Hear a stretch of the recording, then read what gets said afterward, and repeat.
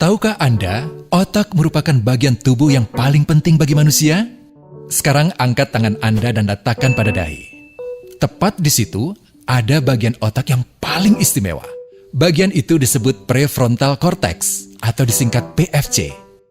Menurut peneliti otak Jordan Grafman, PFC ini hanya ada pada otak manusia, sehingga membedakan kita dengan binatang. Bagian ini diciptakan dan dirancang khusus oleh Tuhan supaya manusia mampu memilih dan memiliki etika.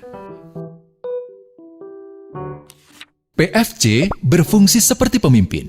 Ia bertanggung jawab untuk berkonsentrasi, memahami benar dan salah, mengendalikan diri, menunda kepuasan, berpikir kritis, dan merencanakan masa depan.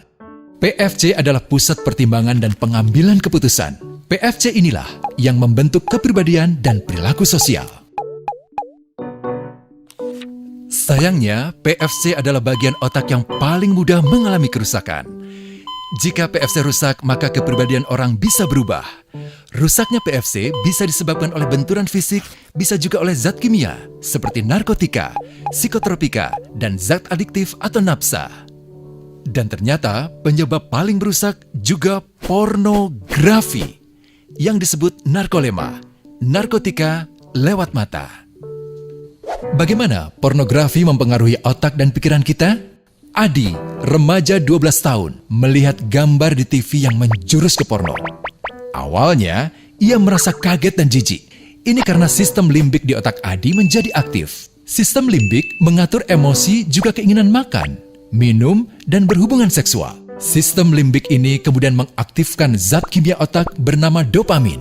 Dopamin memberi rasa senang, penasaran, sekaligus kecanduan. Zat ini juga aktif jika orang mengkonsumsi nafsa. Oleh karena itu, sifat candu pornografi sama dengan sifat candu nafsa. Otak akan mengingat apa yang membuat Adi senang dan bagaimana ia memperolehnya. Jika Adi mendapatkan pembinaan akhlak, etika yang baik, dan patuh pada norma sosial, dorongan melihat pornografi, meskipun menyenangkan, akan ia abaikan. Namun karena hal itu tidak ada pada diri Adi, ketika ia sedang merasa bosan dan ingin mencari kesenangan, otak akan mendorongnya agar melihat pornografi lagi. Namun lama-lama, Adi bosan melihat jenis gambar yang sama, dan butuh yang lebih porno untuk memicu rasa senang. Sekarang, dengan internet, pornografi menjadi jauh lebih mudah didapat. Pertama, Adi membuka internet dan tidak sengaja melihat gambar yang menjurus ke porno. Berikutnya, ia sengaja membuka lagi untuk melihat yang lebih porno. Awalnya melihat yang sedikit terbuka, lama-lama semuanya terbuka. Awalnya melihat 1 menit, lama-lama 1 jam. Adi mengalami kecanduan pornografi. Bagaimana kerusakan PFC akibat kecanduan pornografi? Secara alamiah, dopamin dialirkan dari sistem limbik ke PFC. Orang yang kecanduan pornografi akan mengalirkan dopamin secara berlebihan sehingga membanjiri PFC. PFC menjadi tidak aktif karena terendam dopamin. Semakin sering PFC tidak aktif, ia akan semakin mengerut dan fungsinya terganggu.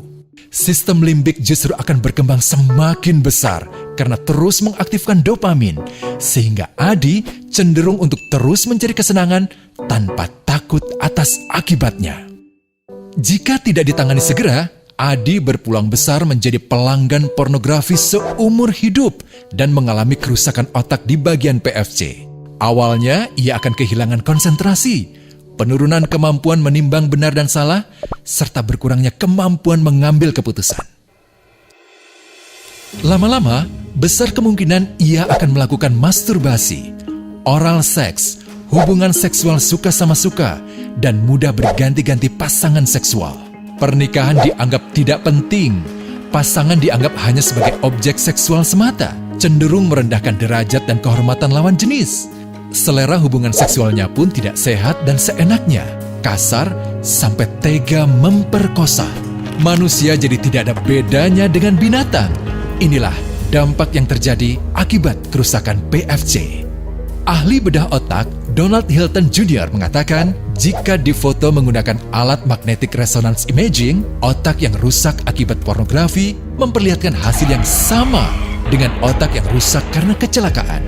Ia juga mengatakan Berbeda dengan dampak nafsa yang merusak otak di 3 bagian, pecandu pornografi yang sudah melakukan hubungan seks dengan anak-anak mengalami kerusakan otak di 5 bagian. Terbukti, pornografi pada anak lebih bersifat merusak karena PFC belum matang dengan sempurna. Tapi untungnya, otak anak yang belum sempurna ini masih mudah dibentuk. Pengaruh pornografi bisa lebih mudah dihilangkan asal ada usaha untuk memulihkan dengan sabar, terutama oleh ayah ibu, keluarga, dan orang terdekat. Assalamualaikum warahmatullahi wabarakatuh. Kita ketemu lagi dalam PJJ pertemuan ketiga. Nah, pada pertemuan ketiga ini hanya sedikit yang akan kita bahas, ya. Namun sebelum kita masuk ke pembelajaran, mari kita berdoa. Semoga dengan doa ini kita bisa belajar dengan sebaik-baiknya, dengan khusyuk, dan Allah menolong kita supaya kita bisa menyerap ilmu dengan mudah dan tentunya bisa mengamalkan ilmu itu dalam kehidupan kita sehari-hari. Mari kita baca doa. Bismillahirrahmanirrahim.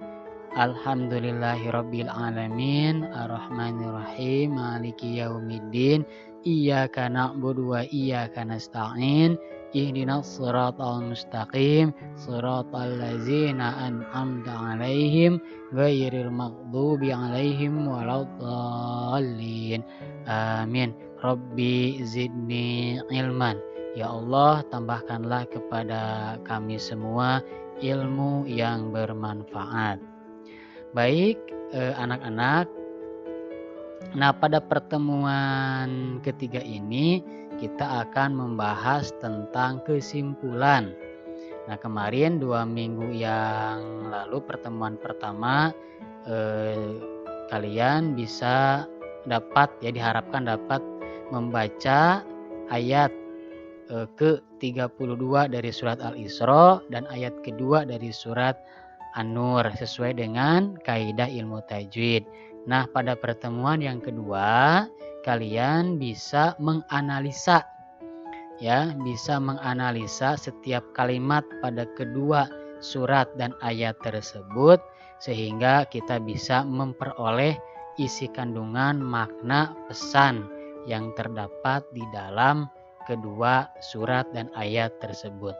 Nah, kesimpulan ini diambil dari hasil analisa kalian yang telah mengumpulkan tugas pada pertemuan kedua.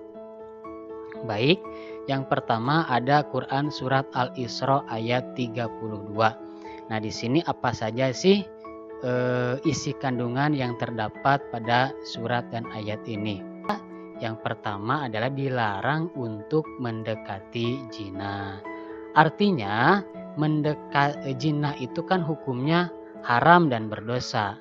Nah, mendekati zina saja hukumnya sama, yaitu haram dan berdosa. Nah, oleh karenanya mendekati zina di sini bisa ditafsirkan menurut para ahli jalan-jalan atau arah-arah menuju perbuatan zina. Nah, itu juga sudah diharamkan atau hukumnya sama berdosa gitu ya. Nah, yang selanjutnya adalah yang kedua. Nah, ini ya. Nah, ini ada gambar tangan, kemudian ada kalimat dosa. Apa? Yaitu mendekati zina atau zina, melakukan zina itu merupakan perbuatan dosa besar. Ya, urutan dosa besar yang keberapa? Yaitu yang kedua. Dosa besar yang pertama adalah melakukan kemusyrikan atau menyekutukan Allah. Nah, dosa besar yang kedua adalah melakukan perbuatan zina. Nah, itu ya. Jadi bahwa zina itu merupakan sebuah perbuatan dosa besar. Nah, kemudian yang ketiga Yang ketiga, nah di sini ada gambar jalan yang bolong-bolong, ya. Nah, apa artinya? Nah, jadi artinya adalah bahwa perbuatan zina itu atau hal-hal yang mendekati zina atau jalan-jalan yang bisa menuju atau mengarah kepada perbuatan zina itu merupakan jalan yang rusak, jalan yang buruk. Nah, kemudian yang selanjutnya kesimpulan surat apa? Yaitu kesimpulan surat An-Nur ayat 2. Apa kesimpulannya? Nah, ini ya. Hukuman bagi pezina. Apa saja sih atau bagaimana sih hukum menurut syariat Islam bagi pelaku perzinahan? Baik. Nah, yang pertama di sini ada gambar cambuk. Apa artinya? Artinya adalah bahwa yang pertama ada hukum had namanya.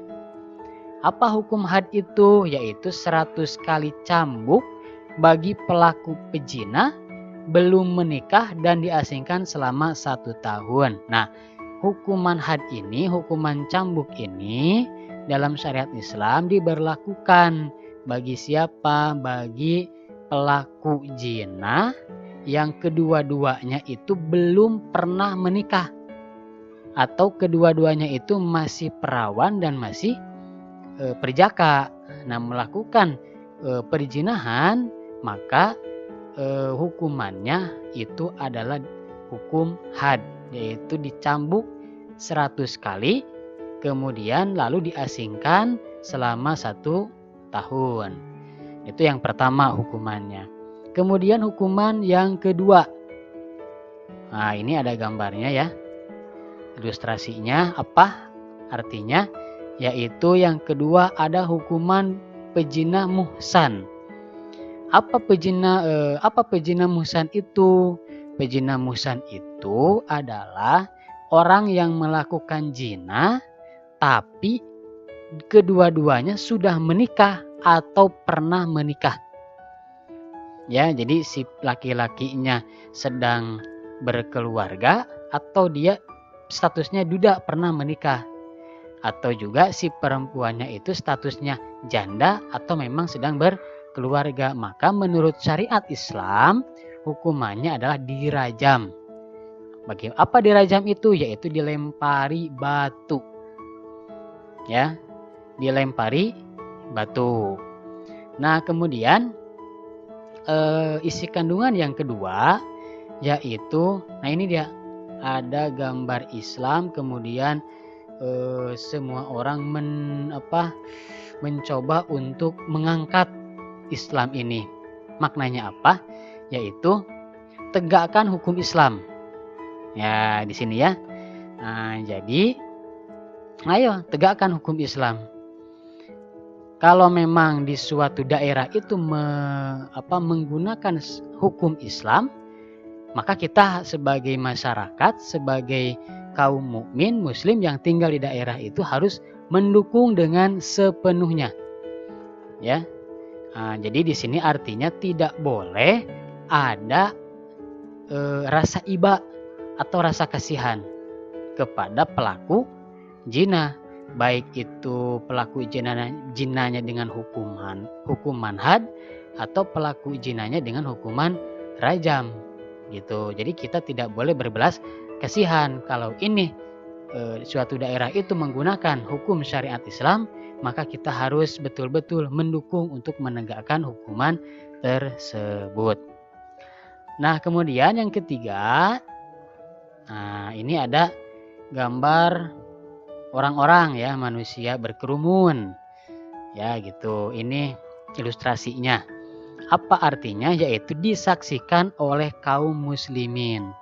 Jadi hukuman had dicambuk 100 kali dan hukuman rajam itu harus disaksikan oleh kaum muslimin, kaum mukminin di daerahnya tersebut. Ya, nah ini. Jadi An-Nur ini berbicara isi kandungannya tentang hukuman bagi para pezina. Yang pertama, yang kedua, sebagai seorang mukmin dan muslim kita harus mendukung apabila di suatu daerah ditetapkan hukuman syariat Islam. Nah, yang selanjutnya kalau sudah ditetapkan di suatu daerah tersebut menggunakan hukuman syariat Islam, maka harus disaksikan oleh kaum mukmin muslim di daerah tersebut ya. Yang selanjutnya adalah perilaku yang sesuai dengan isi kandungan kedua ayat di atas. Nah, sekarang kita sebagai seorang muslim mukmin tentunya beriman kepada kedua ayat dan kedua surat tersebut. Nah, maka keimanan kita harus dicerminkan dengan perilaku-perilaku dalam kehidupan sehari-hari. Apa saja sih? Nah, ya di sini ada tabel surat Al-Isra ayat 32 dan An-Nur ayat 2. Pada surat Al-Isra 1, katakan tidak pada pergaulan bebas. Artinya yang harus kita lakukan sebagai implementasi dari keimanan kita terhadap surat Al-Isra ayat 32, yang pertama kita harus menghindari diri dari pergaulan bebas. Artinya kita harus memilih teman, harus memilih sahabat. Carilah teman, carilah sahabat yang memang bisa mengajak kita kepada jalan agama. Jauhilah teman atau sahabat yang memang bisa merusak akidah dan akhlak kita. Nah, ini sebagaimana hadis ya, sebagaimana hadis Nabi, barang siapa yang bergaul dengan pembawa minyak wangi, maka kita akan bau minyak wangi harum. Apabila kita bergaul dengan orang yang pekerjaannya pandai besi, maka kita akan bau bakaran. Nah, dengan siapa kita berteman, dengan siapa kita bergaul, maka itulah cerminan diri kita.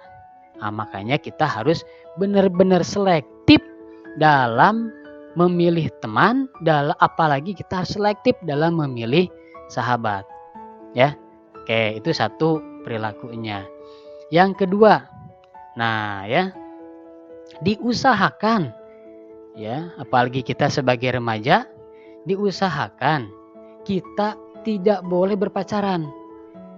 Karena pacaran biasanya ya, pacaran faktanya bahwa pacaran itu bisa mendekati kepada perzinahan. Selanjutnya adalah, nah ini dia, bagi wanita harus senantiasa menutup aurat. Karena aurat perempuan itu seluruh anggota tubuh kecuali muka dan telapak tangan, gitu ya. Nah, kalau laki-laki antara pusar dan lutut, itu menurut jumhur atau mayoritas para ulama. Jadi kita ya sebagai seorang muslimah itu harus senantiasa kemana-mana harus menutupi aurat ya. Nah, dan tanpa terkecuali laki-laki pun ya harus menutupi aurat. Kemudian, nah ini yang selanjutnya adalah kita harus selektif dalam memilih tontonan ya, baik di televisi apalagi sekarang di internet. Kita harus benar-benar selektif memilih tontonan, karena tontonan itu bisa jadi tuntunan. Banyak kasus-kasus pemerkosaan, banyak kasus-kasus pelecehan seksual itu diawali dari tontonan yang tidak pantas kita tonton. Nah, pada surat An-Nur ayat 2 apa yang harus kita lakukan? Nah, ini ada gambar hukum. Artinya kita sebagai masyarakat ya harus mendukung dengan sepenuhnya kalau pemerintahan kita itu menegakkan hukum-hukum Islam. Itu saja, kita tutup dengan pembacaan doa kafaratul majlis.